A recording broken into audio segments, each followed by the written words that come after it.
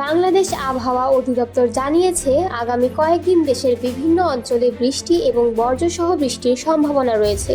আবহাওয়াবিদ doctor Mohammad Omar ফারুকের স্বাক্ষরিত পূর্বাভাস অনুযায়ী সিলেট বিভাগের কিছু এলাকায় আগামী 24 ঘন্টায় দমকা হাওয়া ও বজ্রসহ বৃষ্টি হতে পারে। এ সময় অন্যান্য অঞ্চলেও আকাশ আংশিক মেঘলা থাকবে, তবে আবহাওয়া সাধারণত শুষ্ক থাকতে পারে। দিনের তাপমাত্রা অপরিবর্তিত থাকলেও রাতের তাপমাত্রা সামান্য কমে যেতে পারে।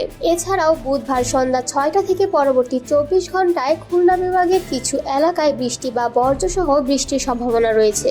অন্যান্য অঞ্চলে আবহাওয়া শুষ্ক থাকবে এবং দিন ও রাতের তাপমাত্রা সামান্য পরিবর্তন হতে পারে। বৃহস্পতিবার অর্থাৎ 20 মার্চ সন্ধ্যা 6টা থেকে পরবর্তী 24 ঘন্টায় ঢাকা, ময়মনসিংহ, রাজশাহী, খুলনা, বরিশাল, চট্টগ্রাম এবং সিলেটের কিছু এলাকায় ঝড়ো হাওয়া সহ বজ্রসহ বৃষ্টির পূর্বাভাস রয়েছে। সেই সাথে কিছু এলাকায় বিক্ষিপ্ত শিলাবৃষ্টিরও সম্ভাবনা রয়েছে। এ সময় সারা দেশে তাপমাত্রা 1 থেকে 2 ডিগ্রি কমতে পারে এবং রাতের তাপমাত্রা 1 থেকে 2 ডিগ্রি বাড়তে পারে। আবহাওয়া অধিদপ্তর আরও জানিয়েছে, আগামী 5 দিনের প্রথম ভাগে সারা দেশে বৃষ্টি বা বজ্রসহ বৃষ্টির আভাস রয়েছে।